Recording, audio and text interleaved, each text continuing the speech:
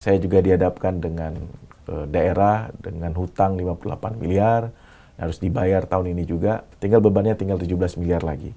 Dan saya yakin 17 miliar nanti itu juga akan selesai di akhir tahun ini. Saya mudah-mudahan ingin saya ciptakan 5 tahun ini tidak ada lagi masyarakat saya itu punya rumah yang tidak layak. Dan itu mudah-mudahan bentuknya gotong royong, tanpa membebani uang APBD kita. Jadi kalau yang bangun baru nanti ada baitul mal, kemudian kalau yang bentuknya rehab itu gotong royong, mulai dari bupatinya, siapa jamaah untuk bergotong royong berapa kebutuhan dari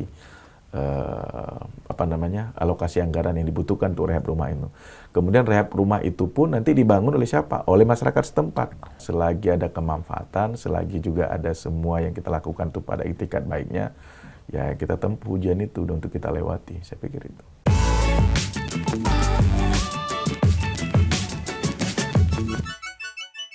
Halo sahabat Kompas.com, selamat datang di program Nusa Raya bersama saya Servina Vivien. Hari ini kita mau ngobrolin nih, ngulik-ngulik tentang Bupati Aceh Barat Daya, Bapak Safarudin. Selamat datang Pak Safarudin. Terima kasih Mbak Servina. Gimana kabarnya nih Pak? Alhamdulillah baik. Sehat ya Pak ya? Luar biasa. Ini adalah putra daerah nih yang akhirnya sekarang berhasil menjadi bupati ya Pak ya? Ya Alhamdulillah. Kalau putra daerah berarti udah paham banget tentang daerah. Menurut Bapak sendiri sebenarnya suara hati masyarakat Aceh Barat Daya atau Abdia ya Pak ya, itu apa sih Pak? Kalau bicara keresahan di Abdia itu, kita kan sebagai daerah yang pemekaran tahun 2002, 10 April 2002, dari pemekaran Kabupaten Induknya Aceh Selatan. Nah tentunya berbagai potensi daerah yang belum tergarap dari pemerintahan, mulai dari PJ sampai juga pada 3 kali kepala daerah yang dipilih langsung oleh rakyat, itu belum memberikan harapan baik bagi keinginan dan keresahan ketika Abdia ini terbentuk sebagai sebuah kabupaten. Nah alhamdulillahnya ketika saya sebelumnya Mbak terpilih sebagai bupati ini kan saya mengabdi sebagai wakil ketua DPR Aceh. Nah selama 5 tahun saya bekerja sebagai dewan, saya sudah rasakan bagaimana masyarakat tuh butuh ada kepastian terutama sekali dari sisi infrastrukturnya dan keresahan dari potensi daerah yang kita miliki yaitu pertanian, perkebunan, dan juga sektor kelautan. Nah ini yang belum tersentuh, yang sama sekali belum mendapatkan perhatian juga dari pemerintah sebelumnya, yang mungkin secara koneksi dan relasinya juga tidak mendapatkan kesempatan, mendapatkan support anggaran dan juga perhatian dari pemerintah pusat. Saya pikir itu. Iya, kami dari Kompas.com seneng banget nih Bapak mau hadir ke sini untuk memperkenalkan lagi kepada sahabat Kompas.com tentang Abdia ini ya Pak ya. Yeah. Setelah berada di pemerintahan nih Pak, gimana sih Bapak menerjemahkan keresahan itu ke dalam strategi dan program-program kerja Bapak? Iya, tentu kan harapan masyarakat itu ada sebuah kebaikan dari sebuah pesta demokrasi 5 tahunan. Mereka berharap pilihannya tanggal 27 November yang lalu itu memberikan harapan baru bagi mereka. Makanya saya punya tagline baru. Tagline-nya adalah arah baru Abdia Maju. Arah itu bagaimana pemerintahan hasil pesta demokrasi itu bisa memberikan gambaran mau kemana sih Aceh Barat yang dibawa gitu. Nah kembali lagi dalam persoalan keresahannya tentu kita berkaca dan juga melihat potensi yang kita miliki gitu. Nah sebelum saya maju sebagai bupati tentu survei yang saya lakukan bukan bukti elektoral. Untuk terpilih sebagai Bupati Aceh Barat Daya, tapi lebih dari itu, yaitu survei untuk potensi daerah. Sebelum saya terpilih dan saya menanti dapat kesempatan menjadi bupati, kemana saya harus lakukan dan mulai dari mana dulu. Nah alhamdulillahnya ketika saya terpilih kemarin, potensi itu saya lakukan di program 100 hari. Nah 100 hari kerja itu membereskan tata kelola pabrik operasi. Kemudian tentu kita dihadapkan juga dengan efisiensi. Saya juga dihadapkan dengan daerah dengan hutang 58 miliar, harus dibayar tahun ini juga, tapi alhamdulillah saya mulai strateginya adalah bagaimana memangkas kegiatan-kegiatan menurut saya itu tidak bermanfaat dan tidak mendapatkan dukungan kepada masyarakat gitu. Nah kemudian yang kedua, saya melihat potensi yang diharapkan oleh masyarakat di keresahannya adalah infrastruktur. Udah lama berkembang, 23 tahun sudah menjadi kabupaten yang baru, tapi kabupaten tidak memiliki ibu kota yang infrastruktur jalannya bagus, kemudian perkotaannya itu juga tidak berkembang. Nah ini menjadi PR besar bagi saya. Kemudian yang kedua, setiap ada hujan dengan curah hujan yang volumenya agak lumayan, itu masyarakat udah was-was, pasti banjir. Nah, karena memang volume airnya ditambah dengan lokasi kita membutuhkan pembangunan irigasi sayap kanan. Yang sekarang itu sayap kiri, yang hari ini harus menjadi PR bagi saya untuk membereskan. Dan alhamdulillahnya Mbak, saya tahun ini dapat bantuan dari dokumen yang kita ajukan kepada BNPB nasional, itu dengan anggaran yang mungkin setelah verifikasi cukuplah membantu bagaimana kita membuat pengaman tebing yang ada di Kelung Susuh dari irigasi yang tersedia hari ini. Mudah-mudahan itulah jangka pendek yang bisa saya lakukan. Di samping yang lain, bagaimana saya bisa menjawab pertanyaan-pertanyaan orang, visi arah baru dari Abdiya Maju ini apa saja.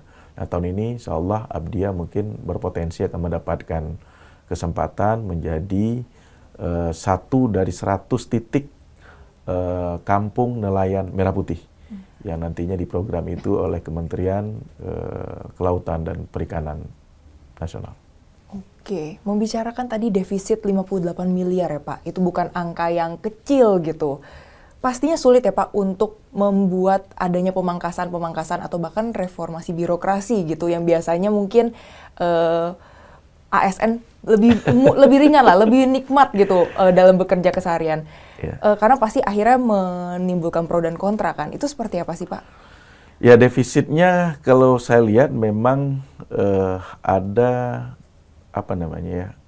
bentuk dari teman-teman sebelum kita itu tidak melihat potensi kewajiban dari mengatur perencanaan di bidang penganggarannya. Nah, seperti anggaran untuk ADG, dana gampung, dana desa. Harusnya itu kan kewajiban yang harus dipenuhi dulu sebelum merencanakan program-program yang lain. Kemudian juga kita punya hutang dengan pihak ketiga yang memang wajib dibayar sesuai dengan amanat dari inspektorat gitu salah satunya. Ditambah lagi dengan efisiensi yang kita hadapkan bahwa kegiatan infrastruktur itu kan dikunci di kementerian. Nah, dana DAU SG-nya itu akan belum tentu mendapatkan atau dibuka blokirnya, dan itu ditahan penganggaran itu tahun ini karena semangat Pak Prabowo untuk mencoba efisiensi anggaran itu melihat potensi daerah juga. Makanya bagi saya 58 miliar walaupun berat, tapi dengan rasionalitas kemarin memangkas salah satunya adalah TPP, tunjangan prestasi kerja pegawai. Nah, menurut saya ini kan sesuatu yang dirugikan ASN, tapi menurut saya nggak rugi-rugi banget lah. Toh juga TPP-nya tetap, hanya kita pangkas 30%. Jadi 30%-nya untuk nutupin yang 58 miliar. Tambah lagi ada kegiatan perjalanan dinas. Ya menurut saya itu yang ngapain lah kalau kegiatan yang nggak penting, kegiatan yang masih bisa kita selesaikan dengan Zoom, ya kan ngapain kita harus berjalan sampai ke Banda Aceh, ke Jakarta, itu kan membuang waktu dan membuang anggaran juga. Nah, sisi itu ya saya pangkas. Tambah lagi ya pengurangan beban daerah dengan perjalanan kegiatan saya sebagai bupati. Mana yang bisa kita pangkas, kita pangkas. Nah, 58 miliar alhamdulillah tahun ini sebelum kita dalam pergeseran perubahan itu sudah terpangkas, tinggal bebannya tinggal 17 miliar lagi. Dan saya yakin 17 miliar nanti itu juga akan selesai di akhir tahun ini. Tapi pastinya di tengah melakukan pemangkasan itu ada aja nih yang kontra, Pak. Nah, dari Bapak sendiri ini gimana sih menghadapi pihak-pihak yang kontra ini? Ya, menurut saya kan sebuah perjalanan dari ujian kepemimpinan itu kan pasti ada yang pro dan kontra ya. Baik saja kita lakukan, belum tentu juga hasilnya juga akan baik dinilai oleh orang lain. Ya, menurut terlepas dengan itu semua, selagi ada kemanfaatan, selagi juga ada semua yang kita lakukan itu pada itikat baiknya, ya kita tempuh ujian itu untuk kita lewati, saya pikir itu.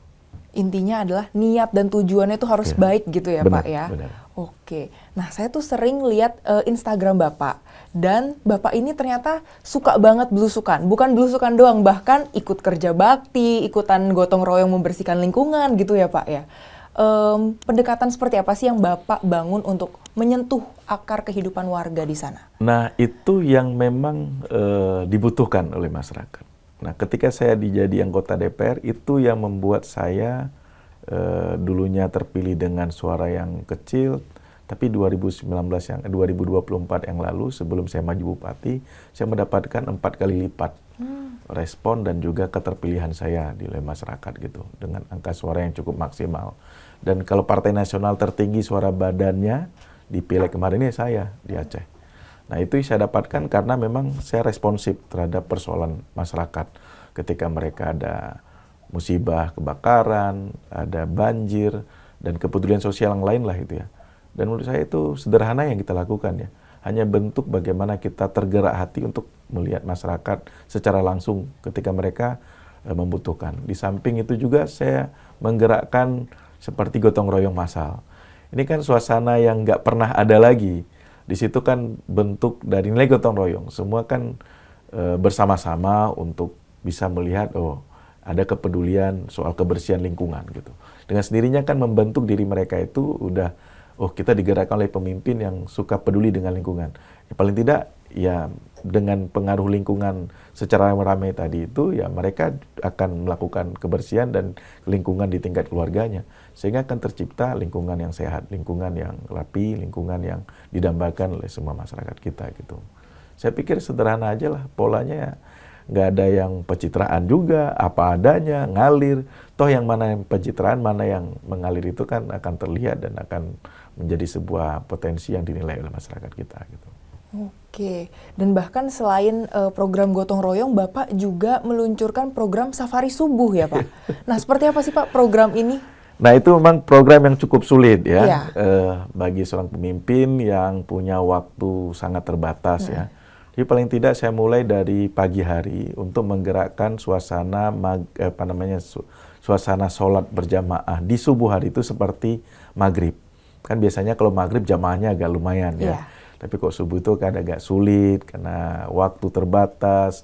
Kadang-kadang masyarakat itu untuk bergerak di masjid atau juga di tempat-tempat ibadah lainnya, langgar, surau, atau musola, kalau di Aceh itu kan terbatas karena memang belum mandi segala macam. Tapi kalau kita mulai dari pagi, itu kan cerminan bahwa pagi saja kita sudah bisa bangun dengan sehat. Pertama, kesehatan yang dapat. Yang kedua, memupuk mereka itu dari titik nol. Bahwa kita bergerak sampai pada petangnya kita mendapatkan hasil yang maksimal. Saya pikir itu. Berarti safari subuh ini program untuk dilaksanakan setiap hari Pak? Atau ada hari-hari tertentu saja? Biasanya Jumat. Saya kan buat safari subuh ini untuk mengunjungi dan juga mendapatkan respon masyarakat secara langsung. Nah, nanti saya kunjungi setiap desa. Ya, saya gilir. Saya gilir itu, misalnya Jumat ini ke desa A gitu. Misalnya desa namanya salah satunya desa Kedai di Manggeng misalnya nanti gitu ya. Desa Kedai, kemudian nanti setelah subuh saya punya waktu 30 menit bersama warga di sana untuk bercerita apa keluhan mereka di sana. Kemudian saya tanyakan mana rumah yang memang tidak layak untuk bisa kita bantu. Nah, kemudian kita datang ke rumah itu. Kadang-kadang orang rumahnya tanpa kita harus skenariokan untuk datang sebelumnya, mereka itu lagi tidur atau juga belum sholat. Paling tidak ngetuk mereka untuk sudah sholat subuh belum? Nah, kemudian kita lihat rumahnya perlu dibantu. Saya tinggal jawaban memberikan pertanyaan ke yang punya rumah. Ini rumahnya kalau kita rehab bagaimana? Atau kita bangun baru apa punya lokasi yang lain? Nah, artinya itulah yang bisa kita lakukan sebagai bentuk kepedulian sosial sebagai pemimpin pada rakyat kita. Dan itu mudah-mudahan bentuknya gotong royong tanpa membebani uang APBD kita. Jadi kalau yang bangun baru nanti ada Baitul Mal, kita minta dianggarkan di Baitul Mal atau basisnya secara nasional. Kemudian kalau yang bentuknya rehab itu gotong royong, mulai dari bupatinya, siapa jamaah untuk bergotong royong, berapa kebutuhan dari alokasi anggaran yang dibutuhkan untuk rehab rumah itu. Kemudian rehab rumah itu pun nanti dibangun oleh siapa? Oleh masyarakat setempat. Nah, masyarakat tempat itu yang bahu-membahu tercerminlah gotong royongnya lagi gitu. Oke, jadi benar-benar kaya banget akan nilai gotong royong ini ya Pak, Iya, tanpa membebankan APBD tadi. Itu yang paling penting. Oke, wah ini menarik banget. Benar-benar fokus ya Pak untuk keagamaannya itu yang luar biasa. Saya mudah-mudahan ingin saya ciptakan 5 tahun ini tidak ada lagi masyarakat saya itu punya rumah yang tidak layak. Itu yang saya ciptakan, walaupun soal kemiskinan itu kan punya parameter tersendiri lah ya, bukan hanya soal papannya, tapi juga sandang, pangannya juga menjadi ukuran. Oke, nah sebagai daerah yang punya kekhususan syariat nih Pak, gimana sih Bapak menjembatani nih nilai-nilai keislaman dengan dunia pendidikan formal yang pasti ada modernisasi, digitalisasi yang belakangan ini jadi berkembang terus nih Pak? Iya. Pendekatan ini sebenarnya kan harus terbalik cara berpikir kita gitu. Syariat Islam itu tidak membatasi siapapun yang secara zaman ya. Jadi kan perkembangan nilai syariat Islam itu juga ikut dengan perkembangan zamannya juga gitu. Nah itu juga menurut saya tidak ada yang bertabrakan di antara keduanya. Pendidikan formal dengan era modernisasi sekarang itu tidak akan bertabrakan dengan nilai syariat Islam yang kita kembangkan di Aceh. Nah malah kita berterima kasih dengan era demodernisasi ini, syariat Islam menjadi tempat kita untuk ada pembatasan-pembatasan sosial juga. Di mana yang ideal sesuai dengan nilai syariat Islam, mana yang tidak ideal. Nah, tinggal itulah pagar dari masyarakat Aceh melihat modernisasi itu sendiri. Nah, menurut saya kondisi pendidikan di Aceh hari ini, baik secara formal maupun informal, itu berjalan dengan baik. Memang nggak bisa kita pungkiri era modernisasi ini membawa sektor utamanya adalah pembangunan dan juga kemajuan bagi daerah itu sendiri. Nah, salah satu yang menjadi harapan besarnya, jangan nanti orang melihat a priori terhadap Aceh karena penegakan syariat Islam. Padahal syariat Islam itu tidaklah seseram orang melihat dari perkembangan yang dijalankan dalam kehidupan masyarakat di Aceh. Malah syariat Islam itu cukup menyejukkan dan memberikan kedamaian bagi siapapun yang datang. Oke, berarti bukannya malah menghambat modernisasi ataupun digitalisasi zaman sekarang ya Pak, tapi ini bisa dijadikan sebagai batasan-batasan mana yang benar, mana yang kurang benar begitu ya Pak. Oke, nah pastinya juga di Abdia ini kan banyak perempuan dan pemuda yang sebenarnya ini berpotensi banget nih Pak untuk memajukan daerah, tapi belum semua punya akses dan kesempatan yang sama. Sebenarnya langkah seperti apa yang benar-benar bisa Bapak menjadikan mereka ini sebagai SDM yang berkualitas dan berpotensi gitu? Ya, harus kita akui ya sebuah keniscayaan. Kalau mereka berharap setelah tamat sekolah, tamat kuliah, mereka berharap ada peran pemerintah untuk memberikan ruang bagi mereka. Di sebuah keniscayaan juga saya katakan bahwa semakin hari semakin sulit untuk potensi itu. Nah, tapi apa? Kita dorong mereka dari sisi keterampilan. Nilai-nilai yang mereka miliki itu dengan skill individunya. Nah, kemudian skill individu itu dibarengi dengan potensi akses informasi dan korelasinya ke depan itu adalah bagaimana antara mereka memahami konsep di daerahnya dengan konsep secara nasional dan juga dunia luar. Nah, ini juga harus dikolaborasi dengan baik. Mereka juga tidak boleh kaku bagaimana kearifan adat istiadat di sana, kearifan yang ada budaya, potensi budaya dan kultur yang ada di sana, dengan datangnya budaya dan juga nilai-nilai yang mungkin berbeda pandangannya ketika melihat ada pada era digitalisasi sekarang. Jadi yang kita dorong adalah bagaimana mereka siap dulu menerima bahwa digitalisasi sebuah keniscayaan dalam kehidupan mereka untuk jangka panjang di masa yang akan datang. Nah, kemudian yang kedua, bagi anak-anak muda sekarang ini kan kita juga mengharapkan potensi besar bagi mereka itu adalah pertarungannya itu dengan era bonus demografi. Bahwa potensi populasi penduduk yang di usia produktif itu kan semakin besar. Dan itu juga akan bertambahlah tingkat kerawanan mereka untuk mendapatkan peluang. Jadi satu peluang bisa jadi 10 atau juga 20 orang yang akan mendapatkan kesempatan. Nah, itu juga harus mereka akui. Nah, makanya kalau kita menggerakkan mereka, jangan bermimpilah untuk di sektor pemerintahan saja. Tapi banyak sektor swasta, sektor-sektor pelatihan skill yang lain itu yang bisa dilakukan. Salah satunya mungkin seperti teman-teman media, mereka mungkin lebih akses melihat ada jadi konten kreator, menjadi orang-orang yang bisa melihat potensi daerah, kemudian memaparkan. Nah, apalagi saya kan tergerak waktu saya di provinsi, waktu wakil ketua DPR, saya dekat sama anak-anak muda, seperti Agam Inong Aceh, kalau di Jakarta itu abang nonenya lah. Nah, saya dekat, kemudian saya katakan mereka, kalian harus bisa menjadi bagian yang bisa memproduksi dengan cara kalian terhadap potensi daerah ini. Ya, dan itu adalah prestasinya kalian di sana. Oke, tapi dari pemerintah kabupaten sendiri apakah ada program khusus untuk mengarahkan pemuda di sana biar bisa belajar skill lebih banyak gitu, Ya, Pak? pasti. Kita juga ada beberapa dinas terkait itu kita minta untuk membuat pembinaan. Pembinaan, kemudian juga ada pelatihan keterampilan lah.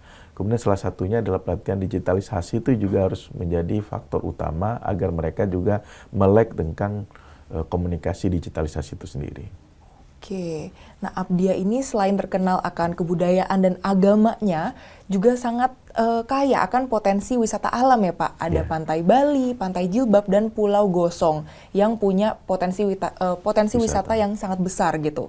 Tapi kalau kita lihat nih, untuk akses ke Pulau Gosong ini masih sulit dan bahkan mahal ya Pak. Benar. Ini gimana nih Pak strategi Bapak untuk membuat destinasi ini supaya lebih terjangkau oleh semua wisatawan? Iya, kemarin dengan para komunitas yang cinta Pulau Gosong, di sana kebetulan ada satu komunitas. Mereka itu sangat peduli. Kadang mereka sebulan sekali datang ke sana untuk sekedar membersihkan saja pulau itu. Nah, itu potensi bawah wisata baharinya itu cukup berpotensi baik kalau seandainya ini akan disampaikan di tingkat internasional bahkan. Makanya saya berharap Kompas TV bisa Kompas.com. iya, Kompas.com ya. Kompas.com bisa memberikan inilah ruang kepada Pulau Gosong untuk diangkat gitu ya. Nah, salah satu yang kita dorong, saya rencananya tahun 2026 ke depan, itu ada transportasi yang disiapkan oleh pemerintah antara pulau yang bersebelahan dengan Pulau Gosong ini.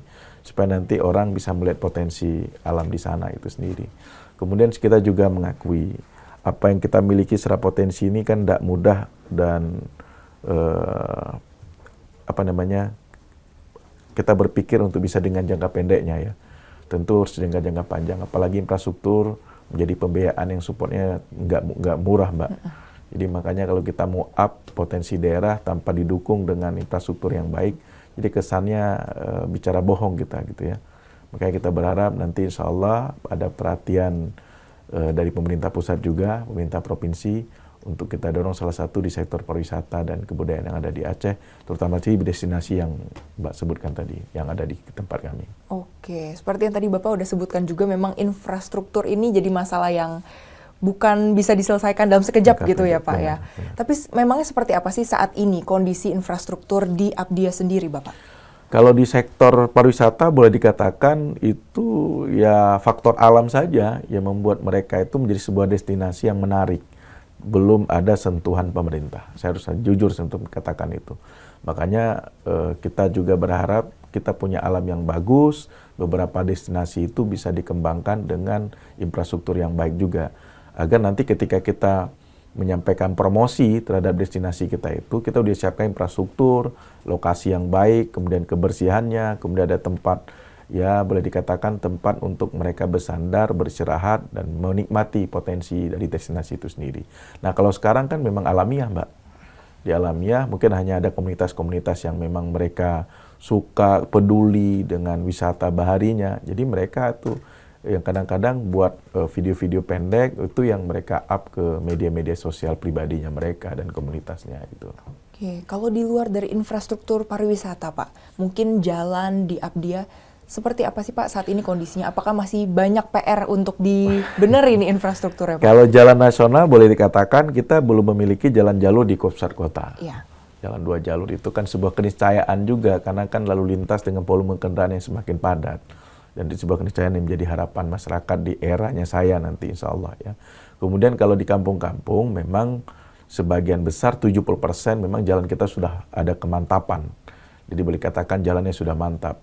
Cuma memang yang menuju ke lokasi destinasi itu yang memang belum memadai untuk dikatakan sebagai akses yang bisa dibanggakan untuk kita sampaikan ke pihak luar itu Pak. Oke, berarti ini memang masih menjadi PR besar ya Pak untuk satu periode ini. Benar. Nah, selain tadi wisata nih Pak, memang terkenal juga bahwa di Abdia ini terkenal sektor pertaniannya dan juga perikanan. Ini kan jadi tulang punggung ekonomi di Abdia sendiri gitu. Sebenarnya strategi dari Bapak sendiri dan Pemkab seperti apa sih untuk benar-benar memperkuat supaya ekonominya berjalan dengan baik Pak? Iya. Saya mengatakan bahwa di sektor pertanian dulu. Sektor pertanian itu alhamdulillahnya dengan kebijakan nasional gabah kita dihargai dengan nilai 6.500 itu dirasakan oleh masyarakat kita. Terima kasih mungkin Pak Presiden dengan kebijakannya. Namun di Abdia itu agak terbalik sedikit gitu. Karena tidak semua masyarakat itu mau menjualkan gabahnya itu ke Bulog dengan harga 6.500. Karena upayanya itu sudah sangat tergantung dengan pihak tengkulak.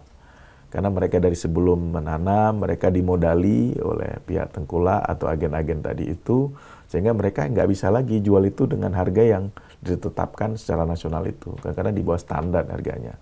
Kemudian apa yang membuat produksinya semakin sulit? Pertama, irigasi kita juga. Makanya kalau kita paksakan panen serentak itu sulit sekali di Abdiya.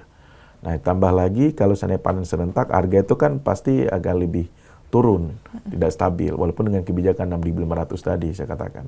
Nah ini juga, kemudian tambah lagi Alsintan kita yang kurang memadai. Nah alhamdulillah kita tahun ini sudah dibantu dapat mesin traktor 4WD itu udah 5 unit, insyaallah menyusul ada 2 combine, mesin combine pemotong padi itu dapat 2 unit tahun ini. Mudah-mudahan itu bisa memangkas pihak swasta dengan standar harganya agak-agak asal-asalan gitu. Nah, kadang-kadang mereka inilah yang menjadi kendala bagi pihak petani.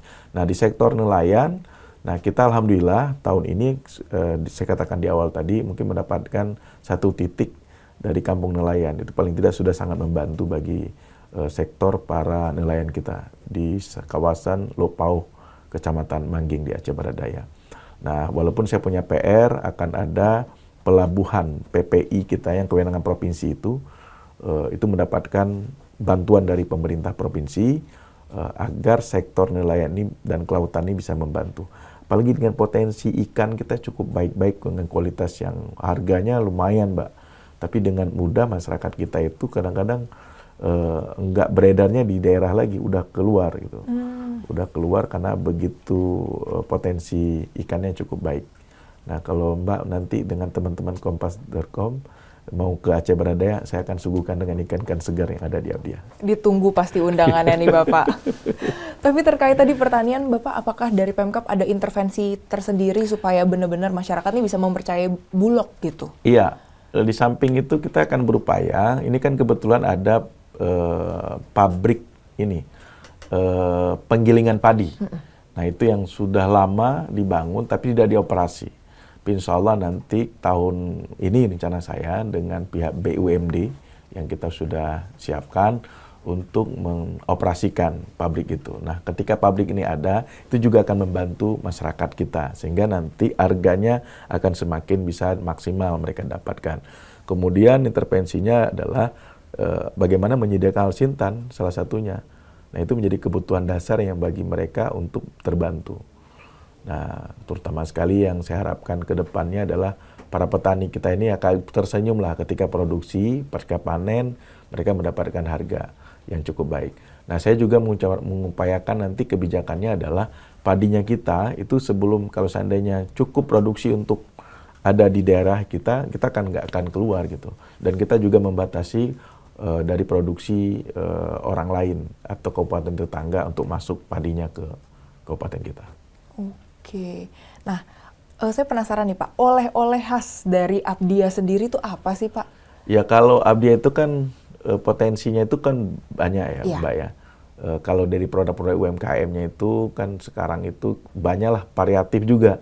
Masyarakat Abdiya itu punya penganan-penganan oleh-olehnya di sana. Apa aja tuh? Nah, kalau kita itu bersigupai, beras. Beras. Makanya kan kota Abdiya itu dikenal dengan kota sigupainya. Sigupai itu ada jenis padi, sigupai namanya. Nah, berasnya itu wangi, berbeda. Kemudian putih, bersih. Kemudian dia itu panennya itu nggak sama dengan padi-padi yang lain. Kalau padi yang lain 2-3 kali bisa 1 tahun, kalau ini bisa 1,5 tahun itu baru 2 kali. Nah, itu lamanya dari bertanam sampai mendapatkan hasil. Nah, itu menjadi ciri khasnya kita. Makanya bagi petani bersigupai ini, nggak siap mereka untuk menjadi sebuah unggulan. Nah, makanya ini hanya menjadi produksi bagi kita untuk menyiapkan sebagai identitas daerah saja. Karena harganya mahal. Nah, di samping mahal, kemudian pembelinya juga kan nggak semuanya mau beli dengan harganya. Hanya 10 kilo itu bisa sampai dengan 400.000, Mbak. Nah, lumayan mahal dengan dengan padi yang lain gitu. Nah, di samping ada yang lain, kita juga kaya dengan nilamnya. Dan insya Allah saya juga mendorong di samping nilam nanti ada kopi terbaiknya Kabupaten Aceh Barat Daya. Ini kita mulai tahun ini insya Allah. Oke. Wah, sebenarnya banyak ya Pak potensi-potensinya. Tadi ada beras, ada kopi, juga ada nilam. Benar. Nah, terakhir nih Pak, Saya tuh sering lihat YouTube Bapak, dan ternyata Bapak ini hobi nyanyi ya Pak. Dan ternyata suaranya nih bagus, bahkan udah kayak suara asli dari penyanyi-penyanyinya. Emang hobi Bapak? Dulu saya kori, Mbak. Saya kori dari kecil, juara musabaqah tilawatil Quran. Kemudian kalau cerita soal nyanyi ini malah saya diejek-ejek oleh teman-teman. Waktu Masa sih, SMP, Pak? karena mendayu kan, karena irama yang ngaji, kalau nyanyi itu kan Oke. berbeda kecuali ke dangdut. Iya. Kalau kita pakai lagu-lagu pop itu malah kita dianggap mendayu-mendayu gitu loh. Nah, pelan-pelan saya belajar, saya lihat, dan saya suka musik. Karena suka musik, ya menjadi hobi juga. Tapi hobinya saya nggak bisa satupun alat musik yang saya kuasai. Saya hanya bisa untuk menyanyikan lagu-lagu pop, dan saya dengar senang, dan kadang-kadang itu menjadi isi hati juga untuk disampaikan. Oke, jadi berawal memang dari hobi membaca Al-Quran begitu ya Iya, Pak ya? benar. Akhirnya ternyata jadi senang gitu dengan menyanyi. Dengan menyanyi. Nah, terakhir banget nih Pak, satu lagi. Harapan Bapak untuk Abdiya sendiri ke depannya nih, setelah satu periode selesai, akan seperti apa sih Abdiya Pak? Saya kemarin di kampanye saya tetap menyampaikan, berikan kesempatan saya 1 periode ini, 5 tahun saja dulu. 5 tahun itu menjadi tolak ukur saya nanti, kalau prestasinya tergantung masyarakat nanti bagaimana di periode kedua, atau jika saya tidak di bupati lagi, saya mungkin melangkah ke sisi yang lain gitu.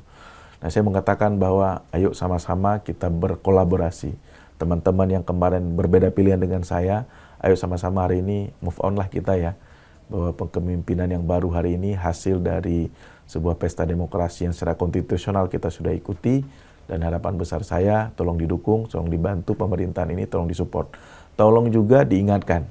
Jadi kan harus ada media kritis juga untuk mengingatkan pemerintahan dalam pengambilan kebijakannya yang kira-kira nanti tidak bermanfaat dan tidak berdampak baik bagi masyarakat juga.